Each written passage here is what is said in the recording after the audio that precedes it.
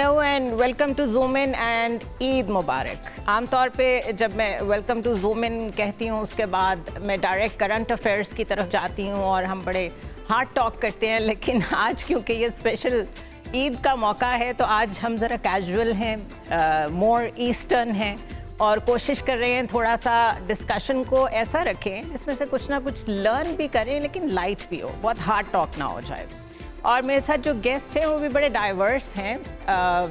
मेरे ख्याल है उनके साथ कई नशिस्तें हो सकती हैं, लेकिन आज के प्रोग्राम में उन्होंने टाइम निकाला है तो उसी के लिए हम बहुत थैंकफुल हैं उनके लिए। और कुछ गेस्ट के शुरू में और आखिर में प्रीफिक्सेस सफिक्सेस लगा के बताना पड़ता है, ये हैं ये वो हैं।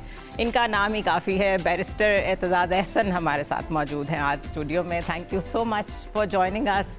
और एक यंग फेस ऑफ पाकिस्तान, आप यकीन नहीं करेंगे, मिनिस्टर भी रह चुके हैं, एक यूनिवर्सिटी भी रन कर रहे हैं, यूथ के साथ बहुत इंगेज्ड हैं और बड़ी एनर्जी है इनमें चीज़ों को लेके चलने की। इब्राहिम मुराद हमारे साथ मौजूद हैं। Thank you so much both of you and Eid मुबारक। ईद के दिनों में टाइम निकालना आई नो बहुत मुश्किल होता है, लेकिन you have been kind enough. तो एक यूजुअल ईद का दिन एतजाज़ साहब कैसा होता है? फैमिली के साथ? फैमिली के साथ ही होता है। ये ईद का अक्सर यही होता है कि कुर्बानी करने में फैमिली मेंबर सारे मसरूफ़ होते हैं, तो उस लिहाज से इसका एक सुबह जो है वो रिलैक्स नहीं उठता। बट मैं आपको सच बताऊं, और हमने कुर्बानी नहीं दी इस वक्त। ओके। और जितना हम देना चाहते थे अगर बकरों का ये फैमिली में, हमने सारा वो गज़ा के बच्चों की खुराक के लिए एक फंड है, किसी और को उसकी पता करना हो तो I can guide them. It is kept secret, क्योंकि वो इजरायली तो ढूंढते हैं ऐसे ही, बिल्कुल ट्रैक एंड ट्रेस कर रहे हैं वो तो बिल्कुल। तो वो हमने ये किया। और मैं तो लोगों को भी कहूँगा कि और कई हमारे यहाँ NGOs हैं जो इसमें बड़ी खिदमत कर रही हैं। अल खिदमत और खामोशी से कर रही हैं। और खामोशी से कर रही हैं, और अल खिदमत भी है, उसको भेजें अगर इस तरफ, क्योंकि ये गज़ा वाले ने, मैं आपको बताऊँ, ईद हमारी ईद रही नहीं है। रही नहीं। ट्रू। लौट जाती है उधर को भी नजर, क्या कीजिए। बिल्कुल ठीक है। इब्राहिम साहब, डू यू एग्री?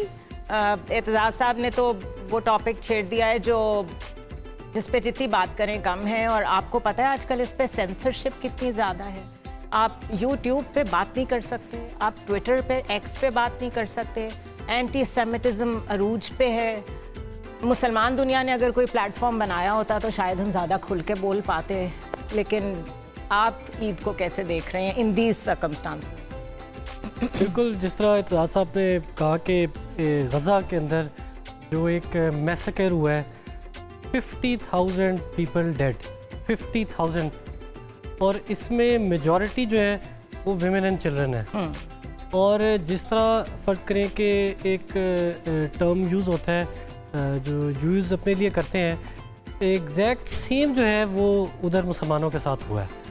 तो ऑब्वियसली हमारा दिल दुखता है कि ये भी एक ऐसे लोग थे जिनकी ड्रीम्स थी, जिनकी लाइफ्स थी, उनके रिलेशंस थे, उनकी खुशियाँ थी, उनके एम्बिशंस थे, और वो सब जो है वो आज एक buried 10 feet under the ground हो गए हैं। तो बिल्कुल ईद पे इनको हमें याद रखना चाहिए और हमें देखना चाहिए कि हम किस तरह उन तक जो है वो रिलीफ प्रोवाइड कर सकते हैं। उनकी ये ईद जो है बहुत बहुत तकलीफदेह होगी, लेकिन हम क्या अपना 2-4% रोल प्ले कर सकते हैं जिससे उनको लेट से फूड है या क्लोथिंग है या रिलीफ के लिए, क्या ये बहुत ज़बरदस्त एतजाज़ साहब ने बात की। और बिल्कुल मेरे ख्याल से यहाँ से लिया है।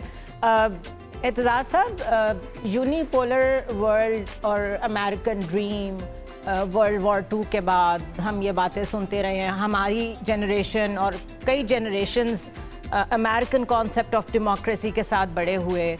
अब वहाँ पे उन्हीं कैंपसेस पे, कोलंबिया, हार्वर्ड, वहाँ पे जिस तरह लोगों को, स्टूडेंट्स को मारा जा रहा है, टारगेट किया जा रहा है, डिपोर्ट किया जा रहा है, doesn't it simply look like के American value system has collapsed completely? American का मैं समझता हूँ अमेरिकन का जो मेकअप था ना वो सारा उतर गया.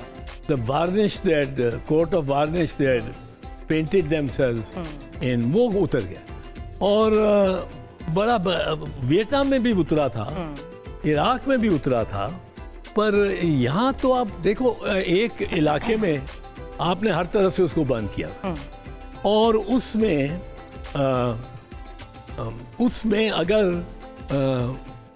और उसमें बमबारी करते जा रहे हैं. मैं ये कहता हूँ, ये मेरी बात याद रखें, ये वायरल होने वाली बात मैं आपको बताऊँ. अगर ये 20 लाख फलस्तीनियों की बजाय वहाँ ये 2 लाख भेड़ें होती नीचे और ये बमबारी कर रहे थे, दूसरे दिन रोक देना था सारी दुनिया ने. Absolutely. और इधर ये इंसानों पे मार रहे हैं, भेड़े नहीं है, ये इंसान है. और इस कदर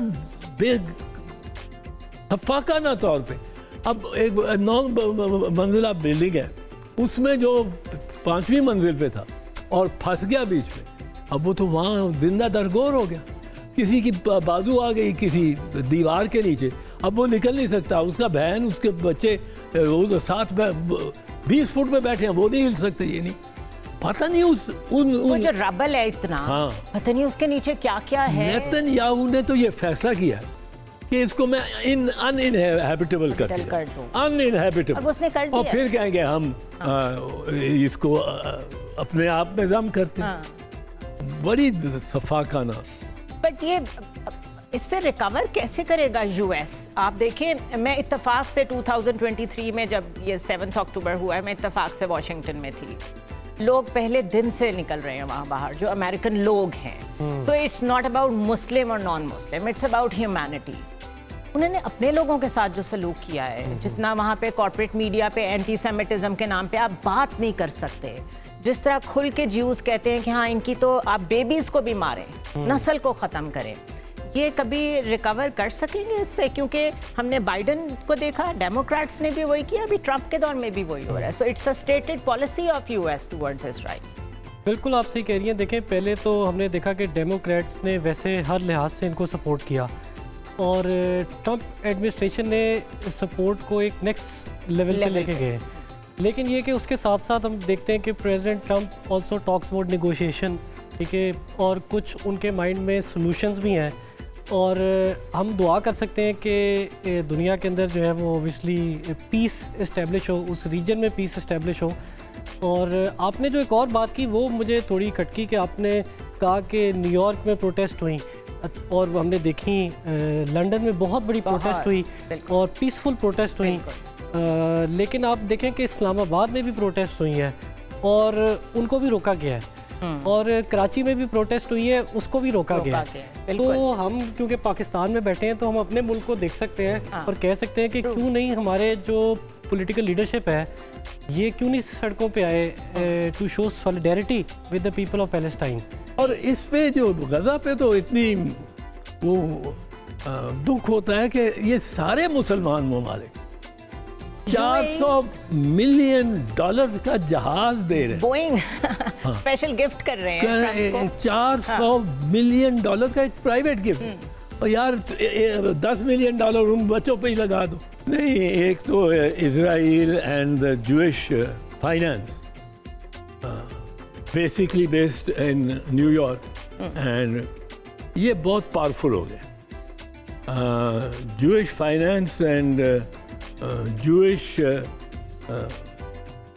presence in the field of science, ये बड़ा एक उन्होंने सारी दुनिया को यहाँ से गले से पकड़ा. $10 मिलियन बनने हैं या कितने हैं. एंड बट ये इस पे इनकी भी बड़ी वो पहले बंदे बड़े सेंसिटिव होते थे. आप किसी यहूदी या यहूदी असूल या किसी बात के खिलाफ कर दो तो कोई दफ़ा आपका कोई गोरा दोस्त या फॉरेनर दोस्त या पाकिस्तानी भी कह देता है यार डोंट बी रेशियल. अब तो हर कोई गाली देता है. बिल्कुल हर कोई गाली देता है. जो इनके साथ है वो भी गाली देता है कि हमें मरवा रहे हैं साहब. और क्योंकि दिस इज़ टू मच। और हम वो एक तस्वीर है, पिक्चर इज़ वर्थ 1,000 वर्ड की तरह एक रसाले में मैंने छपी देखी कि विल्डर बीस्ट है, ये जो नील गाय अफ्रीका में भी होती है, वो जो पूरा सीजन उसका माइग्रेशन होती है और उस पर बड़ी फिल्में बनती हैं। उसको शेर भी पढ़ते हैं, उसको मगरमच्छ भी पढ़ते हैं दरिया में, और वो चले आते हैं।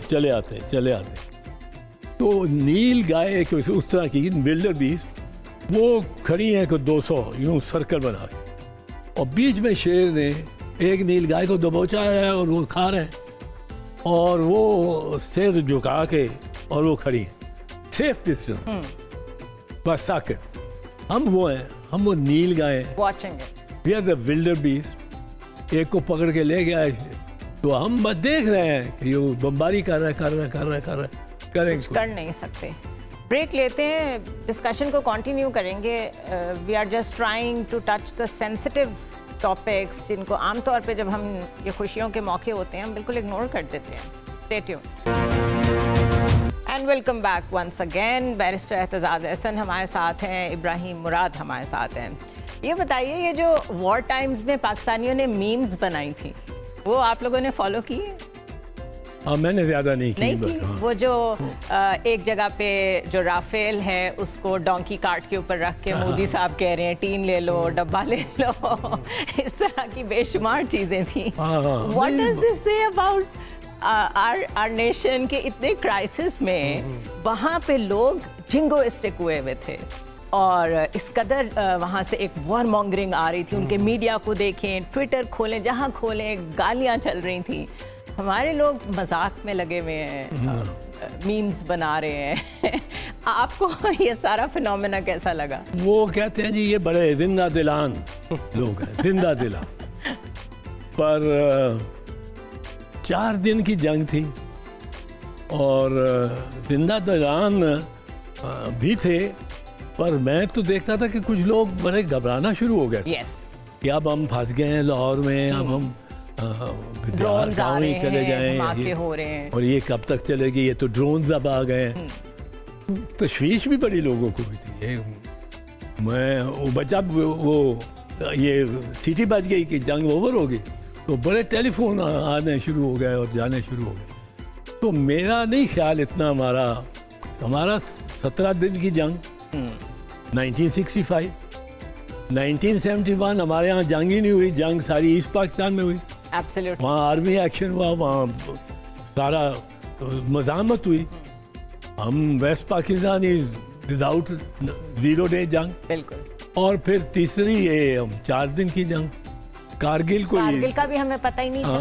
कारगिल भी वो एक्चुअली वहाँ लोकल एक सेक्टर में कन्फाइन हो गई और इंडिया ने उसका रद्द अमल इंटरनेशनल बॉर्डर पे उसका नहीं दिया जैसा 65 में लाहौर की जंग में दिया था।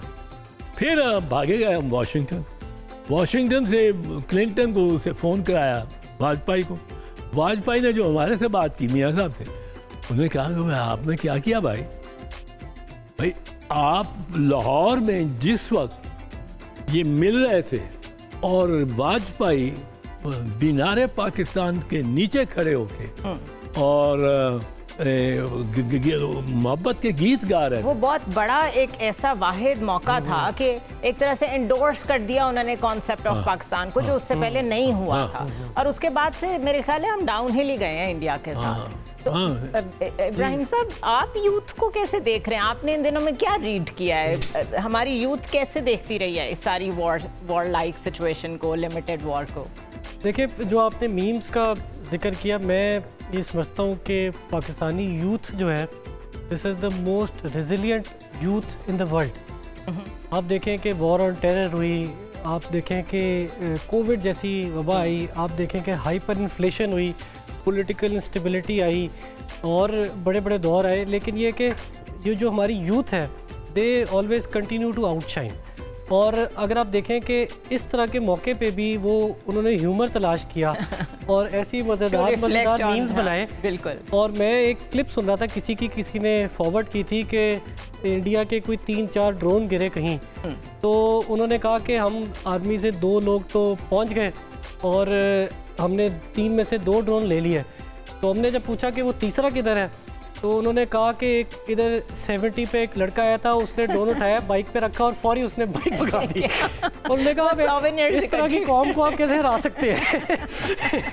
इंडिया को पता नहीं है कि उसने लड़ाई किससे की है, कि ये पता नहीं क्या चीज़ है, ये ब्लास्ट ना कर जाए। तो ये देखिए हमारी जो यूथ है वो किसी चीज़ से नहीं डरती, उसको जो है किसी चीज़ की फिक्र नहीं है, और ये कि वो रेजिलिएंट यूथ है और घबराई नहीं। आप ये देखें, बहुत बड़ी बात है कि हमें पता लगा Indian side of the border से कि जो इंडियन सिविलियन पॉपुलेशन, ख़ास तौर से यूथ थे, दे वर वेरी स्केर्ड। और हमारे जो DGISP आ रहे हैं, उन्होंने एक बड़ा ज़बरदस्त जुमला बोला। उन्होंने कहा कि वी लाइक शहादत more than you love living life. तो ये एक बहुत बड़ी बात है कि हमारी जो कौम है उसके अंदर एक जज्बा था, वो सब यूनाइट हुई। और ख़ास तौर से यूथ जो है, आप देखें कि एक जो हमारी डिफरेंट सेगमेंट्स में डिवाइड हुई थी, हमने देखा कि वो बिल्कुल एक हो गया, पूरा मुल्क एक हो गया। तो ये बहुत बड़ी बात है कि देखें यूथ ने भी रियलाइज़ किया कि ये हम देख सकते थे कि इधर भी कुछ क्रैक्स रहते, लेकिन इस मौके ने जो है वो यूथ के अंदर इतनी मैच्योरिटी थी, वो उसका डिस्प्ले हुआ और वो एक हो गए। एजाज साहब, आपने फॉलो किया इंडियन मीडिया को उन दिनों में? हाँ। और साथ आप पाकिस्तानी मीडिया भी देख रहे होंगे, can you compare the two? नहीं, इसमें पाकिस्तानी मीडिया बहुत उनकी निस्बत मैच्योर साबित हुआ। उनको तो दे लॉस्ट देयर माइंड। बरखा दत्त और एग्जैक्टली किस तरह वो ट्रांसफॉर्मेशन हो गई थी। ये बड़ी एक शाइनिंग स्टार अभी आई है, इंट्रोड्यूस हुए पलकी शर्मा। पलकी शर्मा को भी उस वक्त कोई शर्म नहीं आई। तो कही जाए कि कोई इंडियन जहाज नहीं गिरा, कोई जहाज नहीं गिरा। बाहर वो जो डेसो जो फैक्ट्री है जहाज़ों की फ्रांस में, उन्होंने कहा हम इंक्वायरी करेंगे, वो मान रहे हैं, फिर ये लगे हुए कि नहीं गिरा। तो I think the Indian press, इसको बहुत इनकी क्रेडिबिलिटी को नुकसान हुआ। और इस 4 दिन की जंग का ये फ़ायदा बहुत हुआ है कि इंडिया जो एक समझ रहा था ना कि Pakistan is a walk over, वो उनकी सारी जनता को ये इल्म हो गया कि ये वॉक ओवर नहीं है। वरना वो सारी जनता भी बड़ी हिस्टेरिकल हुई हुई थी। है अजीब सा, पता नहीं किस बबल में वो रहते हैं। और समहाउ हमें भी लगता था कि शायद वो जितना शोर मचाते हैं उतना मसल उनका है, लेकिन इन 4 दिनों में तो हमें भी पता चला है कि वो तो हम पहले भी जो वारदातें हुई हैं उसमें जो कहते हैं जी हमने सर्जिकल स्ट्राइक की, वो सर्जिकल स्ट्राइक जो की, वहाँ एक कब्बा मरा और एक वो हमने एक्चुअली प्रोजेक्शन बड़ी कम की है। एग्जैक्टली ये सर्जिकल। दूसरी स्ट्राइक जो उन्होंने की उसमें हमने अभिनंदन को पकड़ लिया, नीचे गिरा लिया, जहाज मार लिए 2। तो अच्छा, वो फिर भी नहीं मानते। मतलब उनकी भी कमाल रेजिलियंस है कि जो उन्होंने नहीं मानना वो नहीं मानना। आप सारी दुनिया ने देखा, उन्होंने उसको अपना हाईएस्ट अवार्ड दे दिया ले जाके। एक तो जी हम ये देखते हैं कि जो इंडियन मीडिया है इट इज़ कॉम्प्रोमाइज्ड, और पाकिस्तानी अवाम जो है उसको अपनी मीडिया पे फख्र है कि उसने न्यूट्रल रिपोर्टिंग की है, बहुत रिस्पॉन्सिबल रिपोर्टिंग की है और बहुत काम और पॉइज शो किया है। और इसी तरह जो उनका सिनेमा है उसके अंदर भी जो उन्होंने तारीख को मस्क किया, जिस तरह की उन्होंने मूवीज़ बनाई अभिनंदन पे, जो उन्होंने झूठ को सच करके साबित किया। वो ऑपरेशन सिंदूर पे भी मूवीज बनाएंगे, वो उस पे भी आएंगी। तो ये कि ऑलरेडी उसके प्रोडक्शन राइट्स भी सेल हो रहे हैं। मैं ब्रेक ले लूँ, कंटिन्यू करते हैं डिस्कशन को।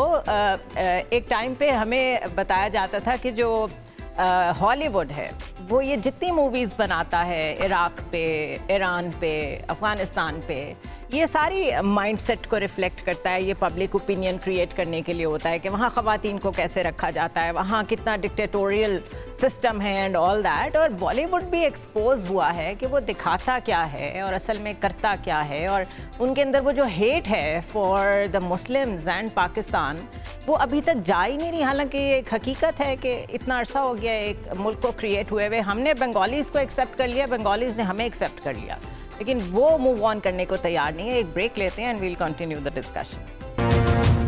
Welcome back once again to the show. Aitzaz साहब, आपकी माशाल्लाह इतनी एनरिच्ड लेगेसी है, आपने इतने टाइम्स भी देखे हैं ऐसे जो बड़े हैपनिंग थे, और आपका एक्टिविज़म पॉलिटिकल भी, लॉ फेयर में भी। आपने सबसे ज़्यादा किस चीज़ को एंजॉय किया? मैंने लॉ को as a lawyer, career as a lawyer and also my career as a politician, but law को ज़्यादा एंजॉय किया। लॉ में बड़ी मस्ती है। आप एक प्रोपोजिशन, एक मैं मिसाल के तौर पे आपको, एक मेरा नहीं है, ऐसे जो हाजिर जवाबी आप देखें कि मंजूर कादिर साहब एक बड़े सीनियर वकील थे। मैं उनके साथ मैंने काम भी किया कुछ अर्सा। तो ये केस हो रहा था 1969 में, जब याया खान का ने मार्शल लॉ लगा दिया अयूब खान को, तो उन्होंने कुछ गिरफ्तार भी किए। अब याया खान ने इलेक्शन भी करा दिया था।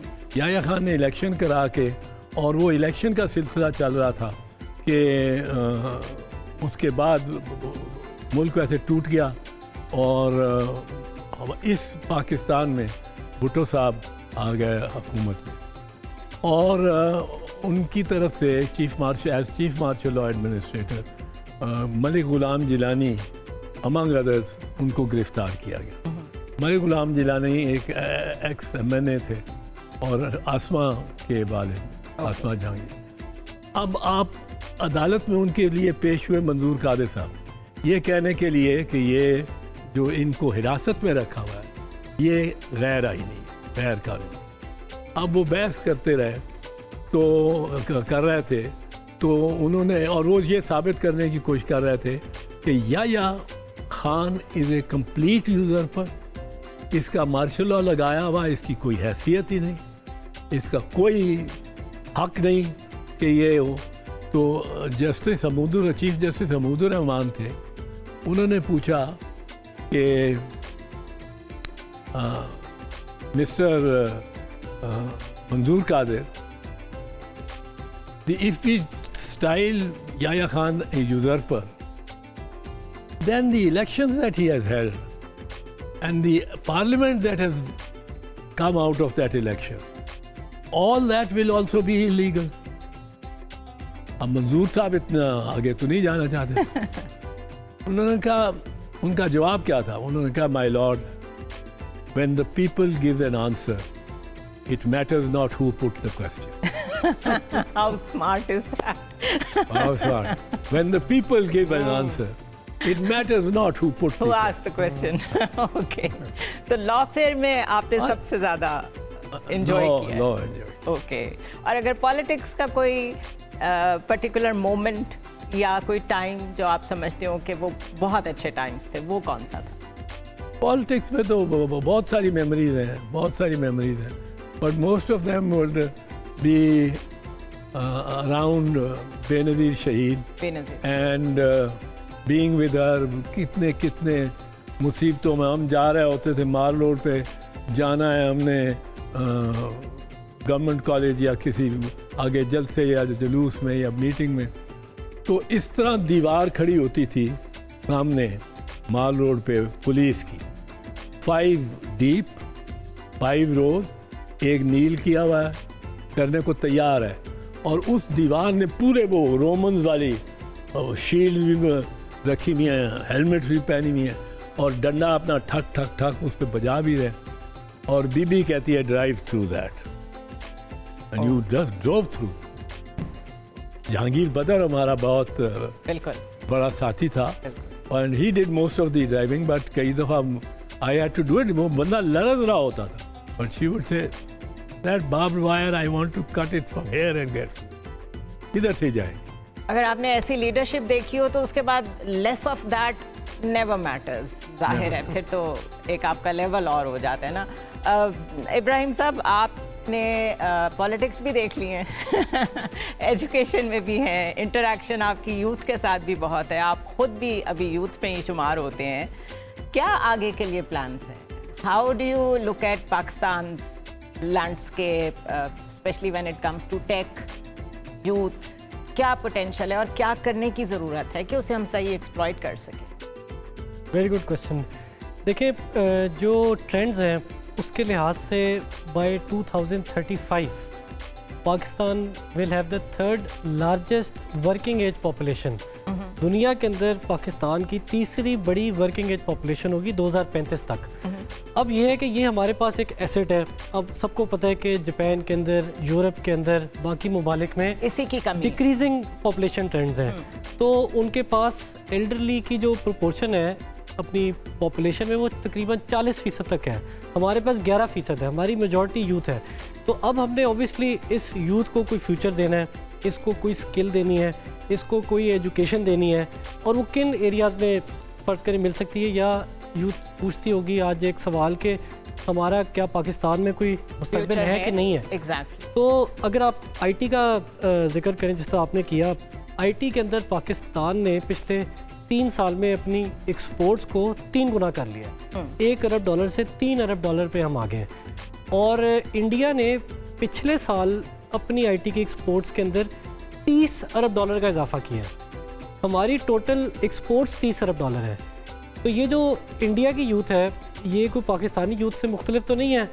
तो जो हमारी यूथ है वो भी आईटी की फील्ड में, जिस तरह फ्रीलांसर्स की हमारी बहुत बड़ी पॉपुलेशन है, इसके अंदर ग्रो कर सकती है, अपनी आईटी सर्विसेज प्रोवाइड कर सकती है, एआई के अंदर एजेंट्स तैयार कर सकती है। गवर्नमेंट का टिल्ट लग रहा है कि एक तो इंटरनेट चलने दें सबसे बड़ी बात, दूसरा इसको फिर, क्योंकि ये है ही इंटरनेट ड्रिवन एवरीथिंग, तो आपको लगता है कि गवर्नमेंट इज़ रियलाइजिंग कि ये और बढ़ाया जा सकता है?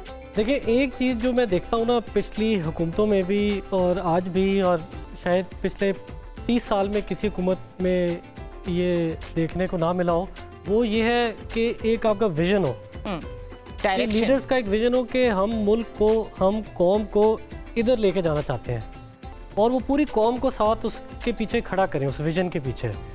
तो हमारा फ़र्ज़ करें पिछले 77 साल में कोई टैलेंट प्लान नहीं बना होगा कि पाकिस्तान पे हमने इस पेशों में इतने लोगों को जो है ना प्रोड्यूस करना है। टैलेंट आईटी के अंदर हमें 15 लाख लोग चाहिए, माइंस और मिनरल्स में हमें 10 लाख लोग चाहिए।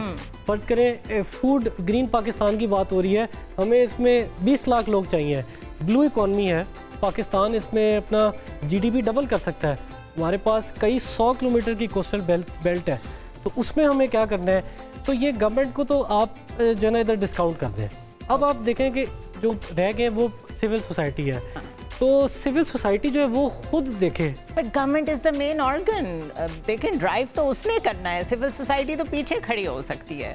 गवर्नमेंट का विजन भी तो होना, जैसे बिटकॉइन के लिए दे आर वेरी एक्टिव, ये टेक के लिए क्यों नहीं हो रहे? देखिए, विजन रखने के लिए ना you have to be an intellectual, you have to be a dreamer, ठीक है, you have to be well read, आपका मुताला हो, ठीक है, आप ख्वाब देखते हो, ठीक है। तो ये जो मैं देखता हूँ ज़ाती तौर पे, ऑब्वियसली मेरे से लोग ज़्यादा तजुर्बाकार भी हैं, हर चीज़ में आगे हैं, लेकिन दुनिया भी उन्होंने ज़्यादा देखी है, लेकिन ये मुझे एरिया ना मिसिंग लगता है अपनी लीडरशिप में। विजन नहीं है और तारीख का नहीं पता।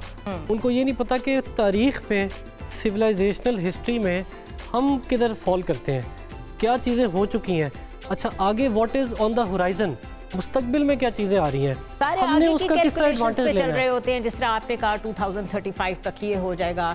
चाइना का सारा राइज ही टाइम, उनके 100 ईयर प्लान है। आप शिकागो को देखें, शिकागो एक शहर है, उसका 1912 में 100 ईयर मास्टर प्लान बना था, और आज भी वो शहर उसी लिहाज से बढ़ रहा है। स्टैनफोर्ड यूनिवर्सिटी का मैं एक प्लान देख रहा था 1980s का, उन्होंने अपने कंप्यूटर साइंस डिपार्टमेंट का 50 साल का प्लान बनाया हुआ था। तो हमें भी वो लीडरशिप शो करने की ज़रूरत है, वो डिस्प्ले करने की ज़रूरत है, वो विजन डिस्प्ले करने की ज़रूरत है, वो हमारे पास इंटेलिजेंसिया हो, वो इंटेलेक्ट हो कि we should not prepare for the future, we should create the future. Very well said. Aijaz साहब, लास्ट वर्ड फ्रॉम यू। आपकी जो इस वक्त असेसमेंट है ऑफ द थिंग्स, क्या यूथ को लेके, फ्यूचर प्लानिंग को लेके हम सही डायरेक्शन में जा रहे हैं? नहीं, सही डायरेक्शन में तो मैं नहीं कह सकता जा रहे हैं। We have to turn around completely, और उस टर्न अराउंड में हमारे अंदर जो लोगों की एक सोशल जो सोसाइटी में जो फ़र्द का रोल है वो हमें डिटरमिन करना है। हमने यही नहीं किया हुआ। हमने कोई एक सोशल कॉन्ट्रैक्ट नहीं है रियासत का और शहरी का। हमारे यहाँ कोई बर्दाश्त नहीं है किसी एक मज़हब या दूसरे फ़िरके की, बर्दाश्त ही नहीं है। हमारे यहाँ कोई बर्दाश्त ही नहीं है किसी खातून के बाज़ार में आ जाना, यहाँ तक कि वो अगर उससे जीम दाल लिखा हुआ उसको आप उसको इसी पे जला दें कि ये तुमने आयात लिख दी हैं, खुदा ना खास्ता। तो हमारे यहाँ जो ये बर्दाश्त तब तक नहीं होती जब तक ये ज़र्फ़ नहीं आता कि अगर मेरे से मेरा जो हरीफ है, जो मुकाबले में एडवर्सरी है, उसने बेहतर सूट पहना हुआ है या बेहतर बोल रहा है, बेहतर तकरीर की है मेरे से, तो मैं ये अब दिल से मान सकूं कि मैं बाहर निकलता हुआ हॉल से ये सुना जाऊं कि तकरीर उसकी बेहतर थी जो फर्स्ट आया, मैं उसे ऐसी नहीं कर सका। ये हम में है हुआ नहीं, और उसकी वजह एक है, आप तो तालीम और तरबियत में बड़ा मकाम रखते हैं, at this very young age, it's very great distinction. हमने इसके अपने बच्चों को कोशिश की है, हर पाकिस्तानी शहरी ने अपनी वसात अपनी औकात के मुताबिक कि वो अपने बच्चे को जितनी ज़्यादा तालीम दे सकता है वो दे। और वो तालीम हमने पाकिस्तान में हाईएस्ट मेडिकल डिग्री MBBS थी, FCPS थी, वो करा देने की कोशिश की। उसने इंजीनियरिंग में हर कोशिश की, वकील हुआ तो BA LLB MA LLB। तालीम हमने इनको बहुत दी, तरबियत नहीं। तरबियत हमने की नहीं, और इसलिए वो फिर सोसाइटी में रिफ्लेक्ट भी कर रहे हैं ना, जिस चीज़ की कमी है। अब नॉर्वे में स्कूल है 7 साल की उम्र तक किताब ही नहीं सामने रखते, वो उनको उनकी तरबियत ही करते रहते हैं कि ये जो आपको चीज़ नज़र आई है गिरी हुई, इसको उठा के और वो डस्टबिन में आपने डाल दें। लिए फिरती हैं 2-2 टीचर्स 20-20 बच्चों को शहर में फिराते, पैदल एक्सपोजर देते हैं। और बस पे चढ़ना है कोई रैंडम, ये नहीं कि वो रूट तय हुआ, रैंडम रोक के पास, और फिर किस तरह चढ़ना है, कितनों ने बैठना है उस पर, और वो सबको वो यही सिखाते रहते हैं। इसी की कमी, तरबियत होनी चाहिए। बहुत शुक्रिया बैरिस्टर एतजाज़ हसन इब्राहिम साहब, बहुत शुक्रिया आप दोनों का। और ये क्रक्स है कि डिग्रीज तो आ जाती हैं, लेकिन उसके साथ जो तरबियत और वैल्यू सिस्टम का फुकदान है वो वही रिफ्लेक्ट कर रहा है हमारे इर्द गिर्द, जैसे हम कभी किसी शक्ल में देखते हैं, कभी किसी शक्ल में देखते हैं। और ईद और कुर्बानी means sacrifice, you give up something for a greater good. तो पहले अपने से स्टार्ट करें, आप खुद देखें कि आप में क्या कमियां हैं, उनको पूरा करें, इंट्रोस्पेक्शन करें, दूसरों पे क्रिटिसिज्म बाद में करें, थोड़े से नॉन जजमेंटल हो जाएं और इजी हो जाएं हम लोगों के। मेरे ख्याल है ईगोज़ बहुत जल्दी चैलेंज हो जाती हैं, तो मेरे ख्याल है एक बेहतर माशरा तरतीब दिया जा सकता है। I will see you next time.